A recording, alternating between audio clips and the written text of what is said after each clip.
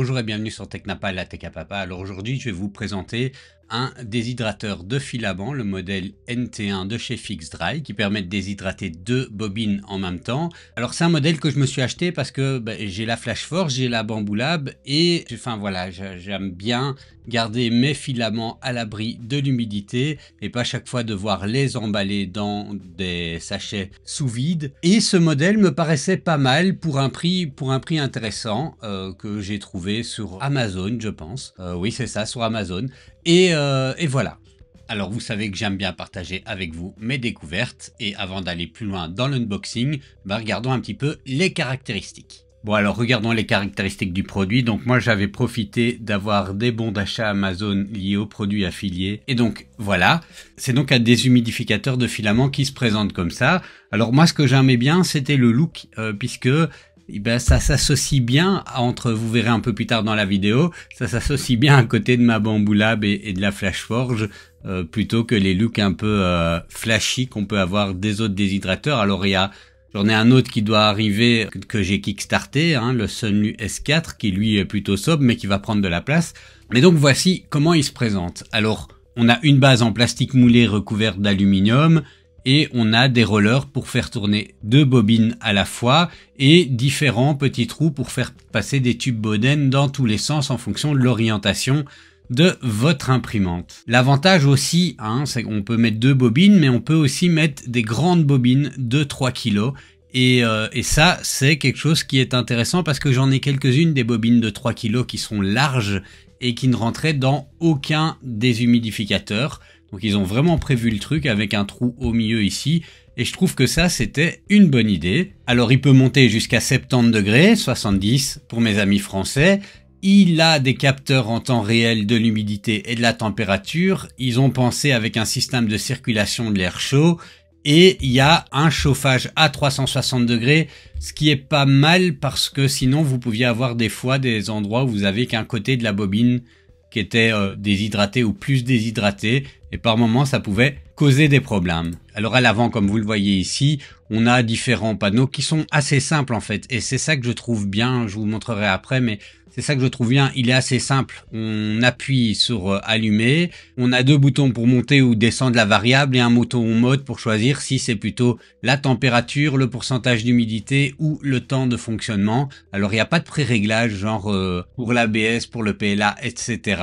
Vous devez regarder vous-même. Et ces valeurs, vous les retrouvez dans le petit manuel qui vous fournissent avec. Et sinon, vous avez ici les valeurs. Donc, on vous dit pour du PLA, 50 degrés pendant 4 heures ou moins. Alors que pour de l'ABS, vous faites 60 degrés pendant 2 heures. Du nylon, 70 degrés pendant 12 heures. Bon, ça c'est pour le déshydrater complètement. Après, vous pouvez le mettre, et c'est ce que je fais moi, comme une boîte qui va maintenir ou réduire l'humidité et régulièrement vous lancez un petit coup comme ça de séchage et ça reste lié à l'imprimante. Donc voilà pour les caractéristiques, passons vite au déballage et regardons un petit peu cette machine de plus près. Je vous dis juste que je vais mettre un lien affilié vers ce produit dans la description, donc s'il vous intéresse et si vous voulez soutenir la chaîne, n'hésitez pas à passer par là. Bon, je reprends l'unboxing, j'avais déjà retiré le couvercle et pour le reste, c'est emballé de manière sobre. Je ne vais pas dire que c'est la plus grande expérience d'emballage de ma vie, mais c'est suffisant pour être protégé comme il faut. Et dedans, on a un petit manuel et voilà la base, on peut la voir avec un système de plateau qu'on va venir fixer en dessous pour pouvoir bien diffuser la chaleur.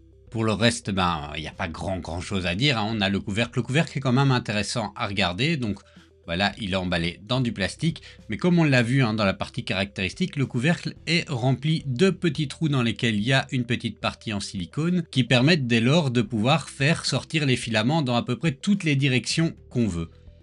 En ce qui concerne le boîtier en lui-même, il a l'air assez solide. Alors c'est pas du full aluminium, on est sur du plastique qui est entouré d'aluminium, mais le plastique en lui-même ne fait pas aussi cheap que ce que j'ai déjà pu voir sur certaines machines. Il est correct, je pense qu'il va faire son job. Et à l'intérieur, vous pouvez voir, on a un système de roulette qui a l'air de bien rouler. Je vais prendre une bobine pour tester ça. Et donc voilà, je prends une bobine, je viens la mettre dedans et Ça tourne très bien comme il faut. Je vais tirer un petit peu de filament pour voir comment il se déroule, hein. Et comme vous pouvez voir, eh ben, il n'y a aucune difficulté. Il se déroule bien comme il faut, il se reroule bien comme il faut.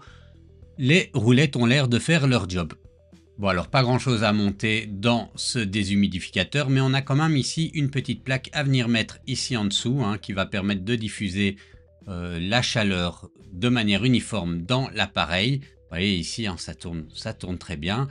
Et on a un petit manuel comme ça qui est très sobre. En même temps, il n'y a pas grand chose à faire, hein. On a l'explication des boutons, c'est suffisant. Alors je viens tester le système de fermeture et le couvercle est parfaitement hermétique. Regardez, j'ai même un petit peu de difficulté à le soulever, hein, et on pourrait presque lever la base avec, tellement ça tient bien. Donc c'est plutôt rassurant pour l'humidité, hein. Bon, alors la bobine se sentait seule, donc je viens lui joindre un petit copain et je ferme le couvercle. Et alors on a un petit tube Boden qui est fourni avec. Il faudra vous en acheter plus si vous voulez faire un autre système, mais le tube Boden permet comme ça de guider facilement le filament vers votre imprimante, et c'est d'ailleurs ce que je vais faire moi, mais moi je vais l'utiliser entre deux imprimantes. Bon, alors je le disais au début, hein, le panneau de contrôle est plutôt lisible et plutôt clair. Donc vous voyez ici, on a la température, le taux d'humidité et le temps de fonctionnement. Donc là, le temps que je parle, on a déjà perdu 1% d'humidité. Et il n'y a pas une minute de passé qu'on est là déjà à moins 4% d'humidité. Donc c'est plutôt pas mal, hein. Bon, alors ça va faire 2 semaines que je l'utilise. Voilà comment je l'ai installé. Donc j'ai fait partir des tubes Boden de mes deux imprimantes, hein, la Bambu Lab d'un côté et la Flashforge de l'autre. Et ça me permet de l'utiliser comme ça. Moi, j'ai vraiment eu aucun souci avec. Je trouve que ça fonctionne très bien comme ceci. Voilà, j'espère que cette découverte vous aura plu. N'hésitez pas à laisser un pouce, un like, un commentaire et je vous dis à la prochaine.